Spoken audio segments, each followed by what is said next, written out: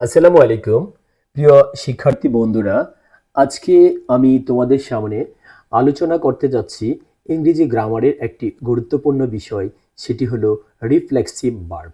Reflexive verb কি, সেটা কখন রিফ্লেক্সিভ হয়, একটি ভার্ব কখন রিফ্লেক্সিভ হয় তার বিস্তারিত আমি তোমাদেরকে এখনই বোঝাচ্ছি। খুব সহজেই এটার ক্লিয়ার ধারণা পেয়ে যাবে আশা করছি। হ্যাঁ, সো আমার সাথেই থাকো। তো আমি তোমাদেরকে প্রথমেই বলতে যাচ্ছি, দেখো আমি এখানে লিখেছি reflexive verbs are verbs. Reflexive ভার্বগুলো হলো সেই ধরনের ভার্ব হোয়ার যেখানে the subject and the object are the same person or thing, অর্থাৎ সাবজেক্ট এবং অবজেক্ট দুটোই একই ব্যক্তি বা একই বস্তু হবে। যে সাবজেক্ট থাকবে সেই অবজেক্ট হবে, সেটাই হলো রিফ্লেক্সিভ ভার্ব। যে ভার্বের সাবজেক্ট এবং অবজেক্ট কর্তা, সাবজেক্ট এবং অবজেক্ট, কর্তা এবং কর্ম দুটো একই ব্যক্তি হয়, সেই ভার্বটি অর্থাৎ সেই ক্রিয়াটি রিফ্লেক্সিভ ভার্ব। সেই ভার্বটিকে রিফ্লেক্সিভ ভার্ব বলা হয়। এখন আমি দেখো আরেকটু উদাহরণ দিচ্ছি, আরো ভালো ক্লিয়ার আর ধারণা দিচ্ছি তোমাদেরকে। দিস মিনস, এটার মানে হলো the action of the verb. এই কথাটার মানে, এখানে যে আমি সংজ্ঞাটা দিয়েছি এই সংজ্ঞাটার মানে আমি আরো ভালো করে বুঝাচ্ছি। দেখো, অর্থাৎ of the verb, the action of the verb. এটা কিরকম, ইংরেজিটা এরকম বোঝায়, the action of the verb অর্থাৎ ভার্ব এর কাজ, অ্যাকশন কাজ, হ্যাঁ কাজকর্ম যেটা অ্যাকশন, রিটার্ন ব্যাকস ফিরে আসে, টু দ্য সাবজেক্ট সাবজেক্টের উপরেই ফিরে আসে, সেটি হলো রিফ্লেক্সিভ ভার্ব। এখন দেখো reflexive verbs use reflexive pronoun. কি বলেছি আমি, রিফ্লেক্সিভ ভার্বটা রিফ্লেক্সিভ প্রনাউন ব্যবহার করে। তো স্ট্রাকচার অর্থাৎ গঠন হবে সাবজেক্ট, তারপরে ভার্ব, তারপরে রিফ্লেক্সিভ প্রনাউন।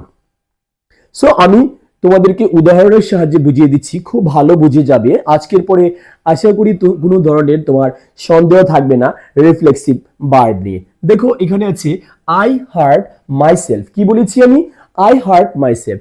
কে কাকে হার্ট করেছে, এটা আমি, মাইসেলফ আমি নিজেই, অর্থাৎ আমি হার্ট করেছি আমাকে। এই যে হার্ট করা কাজটা আমার উপরেই চলে আসছে, আই হার্ট মাইসেলফ। খুব ভালো করে বুঝি, দ্বিতীয় উদাহরণে আমি দিয়েছি, দেখো শি ব্লেমড হারসেলফ। কি বলেছি, শি ব্লেমড হারসেলফ।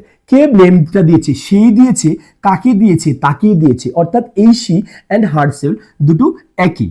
বুঝতে পেরেছি, অর্থাৎ এটা সাবজেক্ট, এটা অবজেক্ট এবং এটা ভার্ব। এই ভার্বের এই সাবজেক্টটি এবং এই অবজেক্টটি দুজনেই একই ব্যক্তি।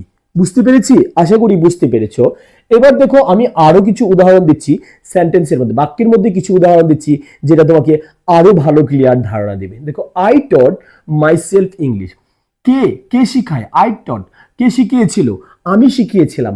কাকে শিখিয়েছিলাম, আমাকেই শিখিয়েছিলাম। কি, ইংলিশ শিখিয়েছিলাম। তাহলে আই টট মাইসেলফ, আমি আমাকে, হ্যাঁ শিখানোর কাজটিও আমি করেছি, শিখেছে কে, আমি, আমাকেই শিখিয়েছি, আমিই শিখিয়েছি, আমাকেই শিখিয়েছি। অর্থাৎ আমি এবং এই যে এই আই এবং মাইসেলফ দুটো, অর্থাৎ যে ভার্বের কর্তা এবং কর্ম একই ব্যক্তি সেটাকেই বলে কি, রিফ্লেক্সিভ ভার্ব। এখন দেখো, হি কাট হিমসেলফ হোয়াইল কুকিং। সে যখন রান্না করছিল তখন কেটে ফেলেছিল। তাহলে সে কেটেছে, কাকে কেটেছে, তার হাতেই কেটেছে বা তার শরীরে একটি অংশ কেটেছে। কে কেটেছে, সে কেটেছে, কাকে কেটেছে, তাকেই কেটেছে। অর্থাৎ দুটোই একই ব্যক্তি বোঝাচ্ছে। হোয়াইল কুকিং যখন রান্না করছিল। আচ্ছা, দে এনজয়েড দ্যামসেলফ, তারা নিজেরা নিজেরা আনন্দ করেছিল।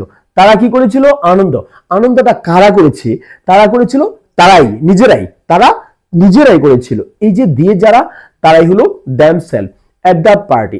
এট দ্য পার্টি মানে কি, পার্টিতে, কোনো একটা অনুষ্ঠানে।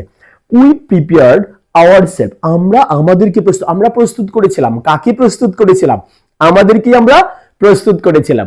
উই প্রিপেয়ার্ড আওয়ারসেলফ, তাহলে যাহাই আমরা তাহাই আওয়ারসেলফ, মানে আমরা প্রস্তুত করেছিলাম, আমাদেরকেই প্রস্তুত করেছিলাম। কিসের জন্য, ফর দ্য এক্সাম, পরীক্ষার জন্য প্রস্তুত করেছিলাম। এবার দেখো আমি আরেকটু বলছি, reflexive verbs are use. Reflexive ভার্বগুলো ব্যবহার করা হয় when the subject perform, যখন একটি কর্তা করে an action, একটি কাজ, on itself, যখন একজন কর্তা একটি কাজ তার উপরেই করে। যখন আমি আমার উপরেই করেছি, I hurt myself. Can you understand? না, বুঝতে পেরেছো? Can you understand? Okay.